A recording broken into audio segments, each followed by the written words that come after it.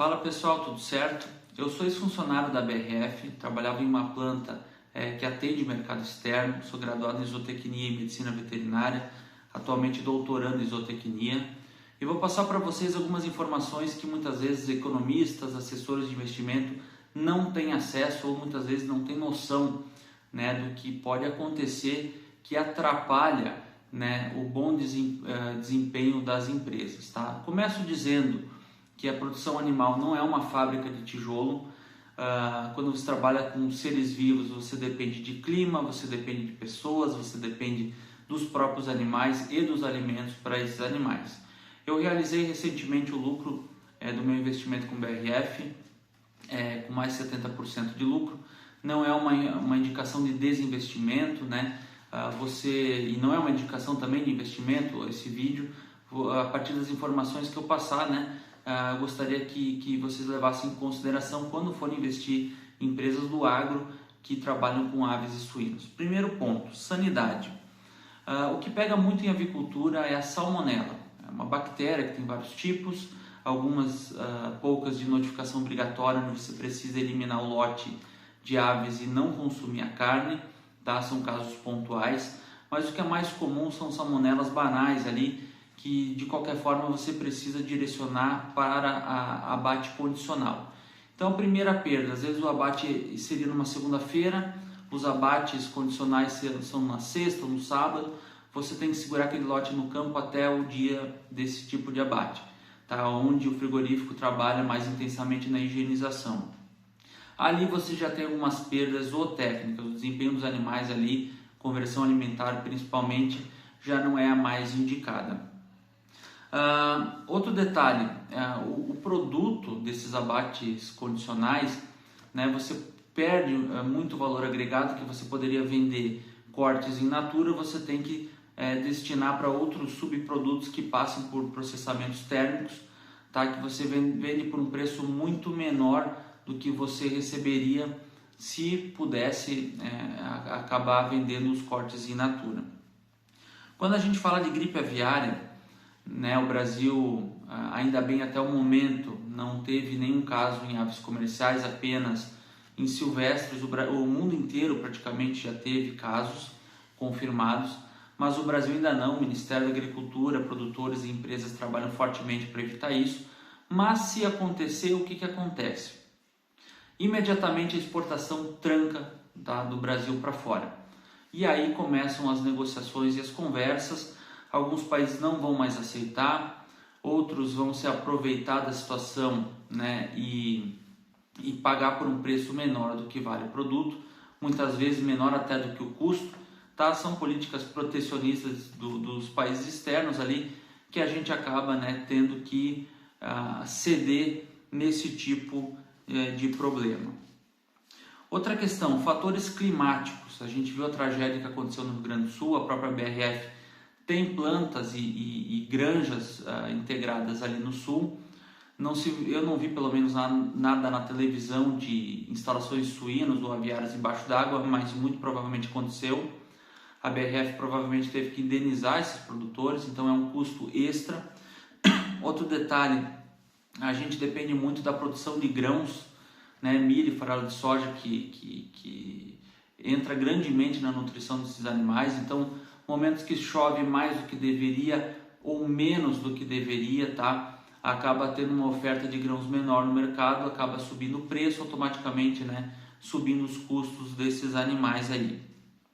Outra questão é o dólar, para quem vende para fora é legal, o dólar está mais alto porque se converte mais em reais, mas lembrando que grãos também são exportados, então daqui a pouco vale mais a pena vender para fora do que para o mercado interno, então acaba onerando também, a gente ganha mais nos frigoríficos vendendo para fora, mas também o custo pode ser que aumente, então nem sempre é um bom sinal quando o dólar está mais alto nesse segmento, tá? Certificações internacionais. Quando a gente vende para o mercado externo, muitas vezes eles contratam empresas de auditoria como a Tesco, como a Global Gap, selos, que são altamente exigentes. Então, para o mercado interno você não teria alguns custos como desde o capricho de colocar algumas plaquinhas espalhadas pela granja, informando algumas coisas ali, tá? Desde procedimentos também que você precisa fazer, que o mercado interno não exige, mas o mercado externo exige. Então, brincando com a informação aqui, se um país que compra da gente, que paga bem, pedir para pintar os frangos de verde, a gente tem que dar um jeito de pintar os frangos de verde, senão não atende, né? Um outro problema também quando fala de mercado externo, o Brasil está muito acostumado a ficar nas mãos de poucos, né? Colocando vários ovos em poucas cestas. Suinocultura, por exemplo, a gente sempre ficou na mão da Rússia, passou um tempo a gente passou a estar na mão da China. E se tranca a exportação para algum desses países, né? A gente acaba saturando o mercado interno, os produtos acabam baixando e a gente começa a ter algumas perdas dessa ordem também. Um outro detalhe são os valores das empresas, né? Por exemplo, a BRF preza muito por segurança e por sustentabilidade.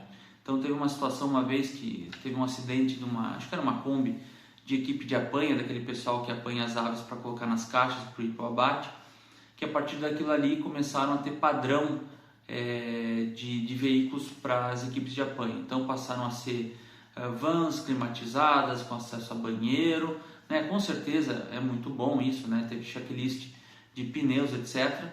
Mas, né, essa demanda passou para as empresas terceirizadas, que automaticamente passam o custo para a empresa. Então, assim, percebam que são vários detalhes que pode estar onerando o processo produtivo.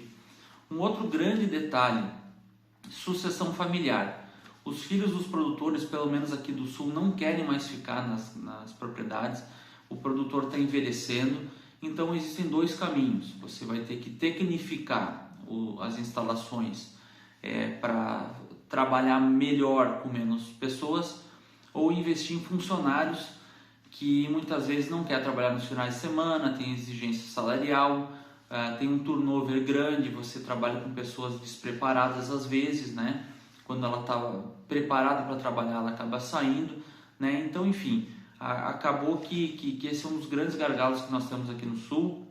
No centro-oeste, no norte ali, o perfil são grandes propriedades com grandes instalações, né? Mas lá basicamente são funcionários. Aqui no sul ainda se trabalha com propriedades pequenas, né? Muitas vezes, para valer a pena, tem que estimular esses produtores a ampliar suas instalações, que também vai custo. Muitas vezes a própria empresa garante um pagamento mínimo, então é mais um fator que futuramente vai ser preocupante.